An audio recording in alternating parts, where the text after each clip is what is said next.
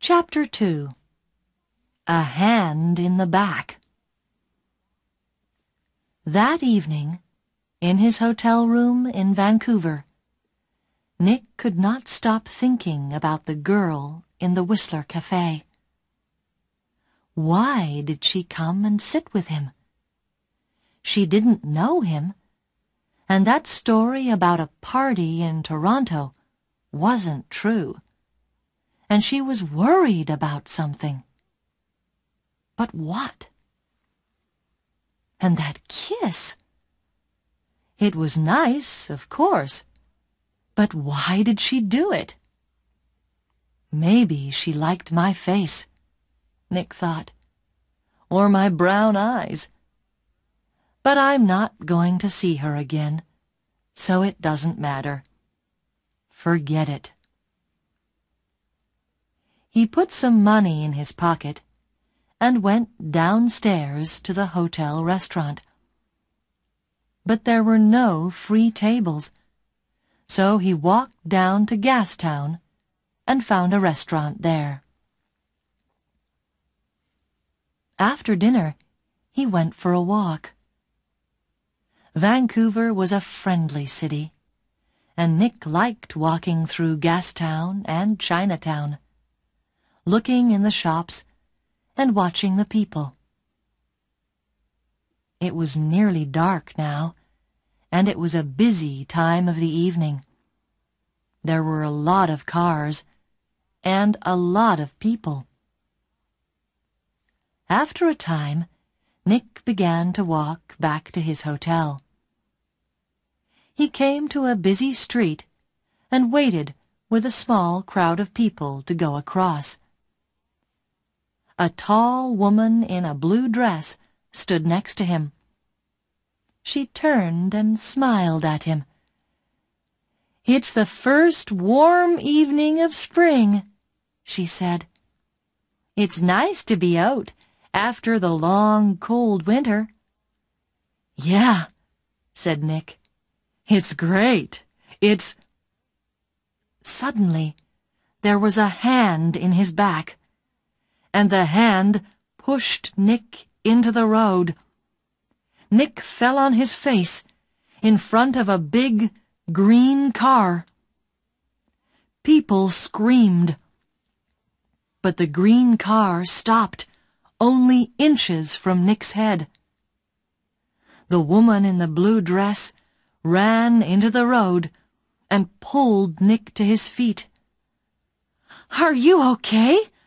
What happened?" she said. The driver of the green car shouted angrily at Nick, but Nick did not hear him. "Somebody pushed me," he said to the woman. "I didn't fall. Somebody pushed me." "Pushed you?" said the woman. "Who? I didn't see anybody." Nick looked at the faces of the people near him, but he didn't know them. Then he saw a man's back. The man was tall and thin, and had very short white hair. He walked quickly away down the street, and did not look back. "Hey, you!" Nick shouted. "Wait!"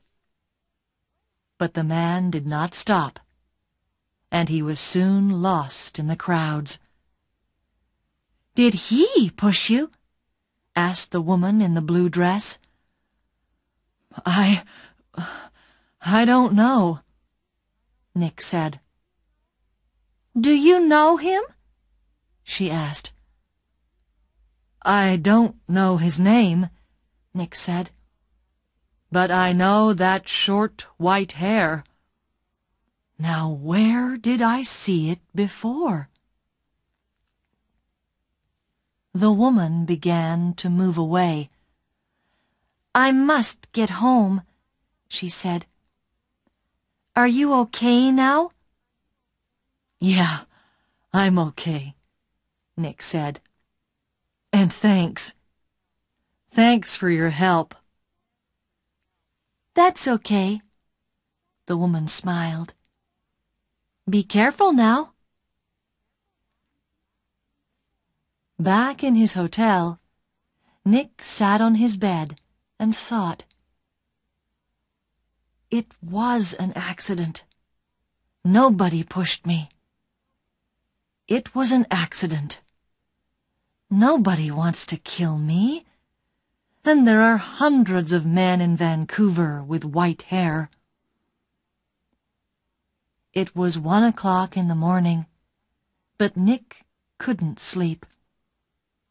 He listened to the cars in the road, and he looked at the night sky through his hotel room window. Then he sat at the table and tried to write some more of his book about mountains. But he couldn't think about his work. He got back into bed. There were 4 or 5 magazines in the hotel room. They were not very interesting, but Nick sat in bed and opened one, and saw a photo of Mystery Girl. He looked at the picture very carefully. But yes, it was her. Jan, the girl from the Whistler Cafe. She was next to a man of about 50 or 55, and they were in the garden of a big, expensive house. They smiled at the camera, and they looked very happy. Canadian millionaire Howard Hudson and his daughter Meg, it said under the picture, at their home in Toronto. Meg Hudson, not Jan, not Mystery Girl. Meg Hudson, the daughter of a millionaire. Nick read it again. Why did she come and sit with me in the cafe at Whistler? He thought. Millionaires' daughters don't sit with strangers in cafes and then give them a big kiss when they leave. Why did she do it? What did she want? He thought back to the cafe in Whistler and the girl next to him at the table. Then he remembered something. He remembered a man at a table near them in the cafe.